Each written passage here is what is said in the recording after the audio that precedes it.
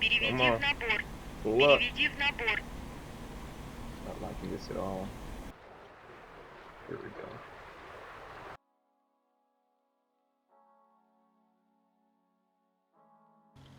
With the electrical power now engaged, you can see that the heads-up display, or HUD, comes to life, as well as many instruments and cockpit lights. Before moving the aircraft, make sure that more than 3 minutes have elapsed in order to let the horizontal situation indicator gyro to align properly.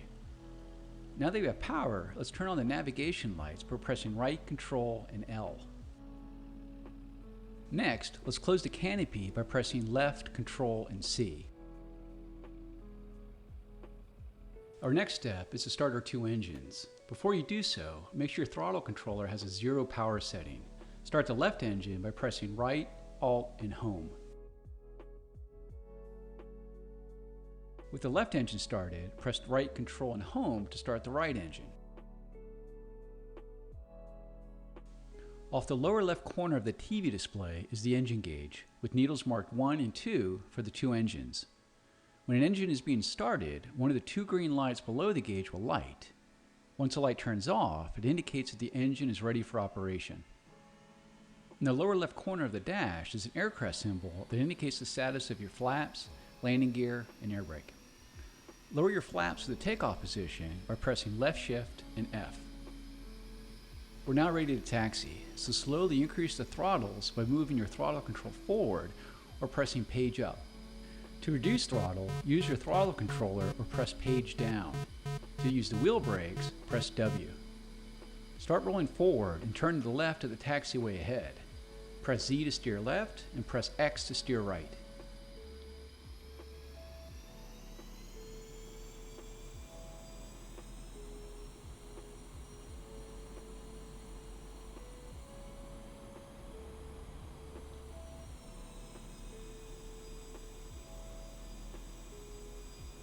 Oh, let me not flip this thing. Nice job, you're now heading in the right direction. Keep your taxi speed around 10 kilometers per hour. As you taxi, use small, smooth rudder corrections to keep you aligned on the center of the taxiway. So down into the 40s, it seems like this whole mission or training basically.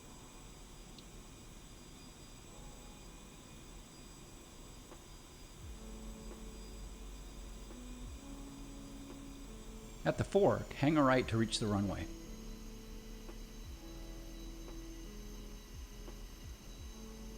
And then I'm going to taxi, you can go to external view by pressing F2 and return to the cockpit by pressing F1. You can zoom in and out using the keypad star and / keys. Rotate the views using the keypad directional keys. We've now reached the runway threshold. Taxi onto the runway to the right and align yourself down the length of it.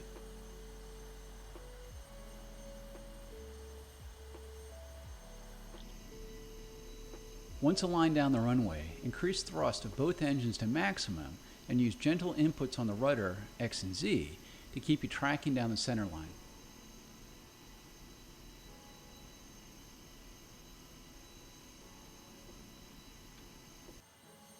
What I was saying was I'll play this in 1440p as well, but let's go ahead and get the takeoff.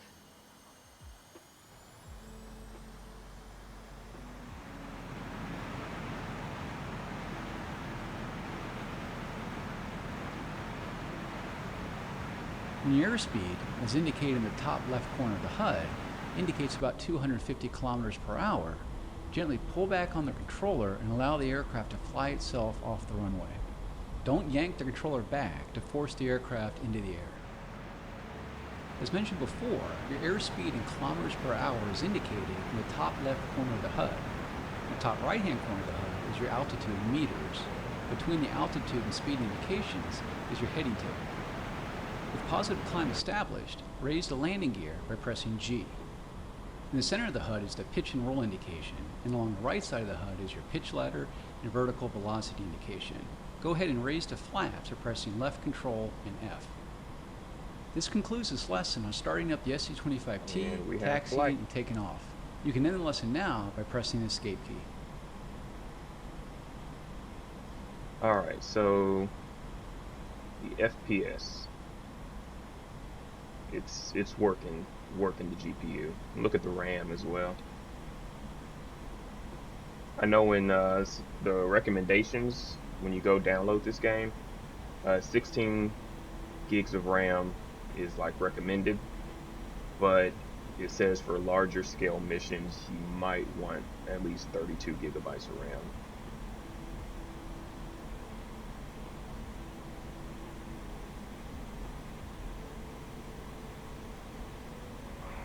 Предельный угол атаки. Предельный угол атаки.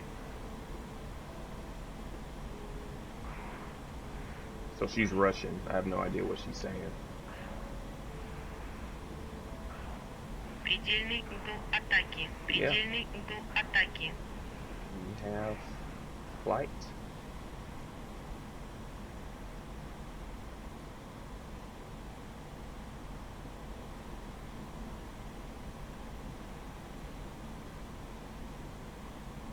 Look at that.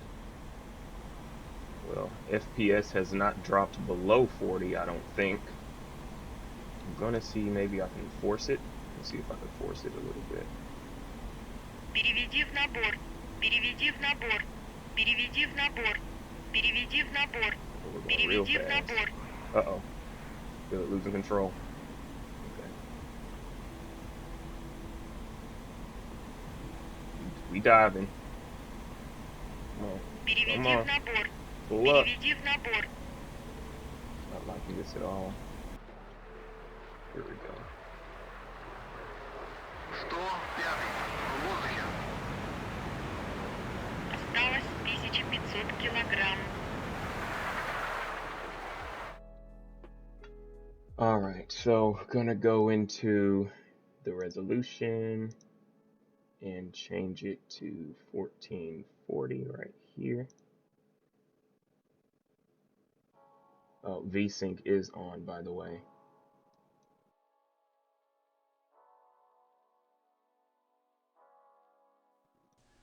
Welcome to the SU-25T Frogfoot. 1440p The mode. Frogfoot, also called the Crash, is a very capable ground attack aircraft that can destroy most anything on the battlefield.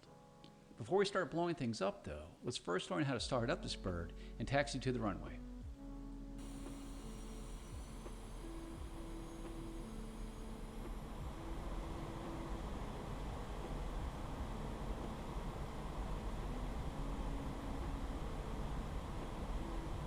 When your airspeed, as indicated in the top left corner of the HUD, indicates about 250 kilometers per hour, gently pull back on the controller and allow the aircraft to fly itself off the runway.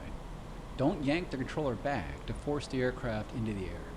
As mentioned before, your airspeed in kilometers per hour is indicated in the top left corner of the HUD. In the top right hand corner of the HUD is your altitude in meters. Between the altitude and speed indications is your heading tape. With positive climb established, raise the landing gear by pressing G.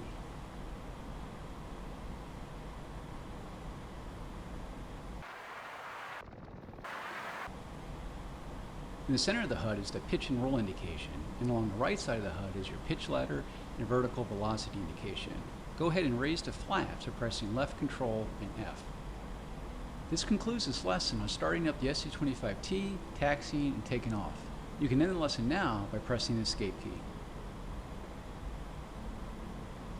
Alright. Предельный Oh, угол атаки. Предельная Almost lost перегрузка. it. Предельный угол атаки. Предельная перегрузка.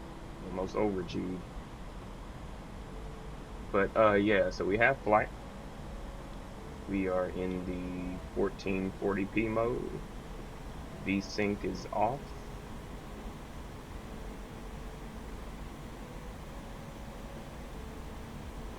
And we are just testing the GPU here.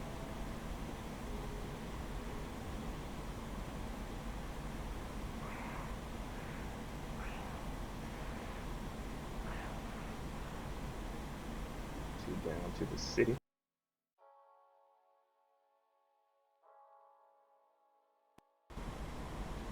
Alright, so we are in 4K mode, pretty maxed out, VSync off, and there's really not much of a difference. Not getting above 60 frames per second, stays between 40 and 55 frames per second. Doesn't really dip below 40. I haven't been able to push it to that, or force it.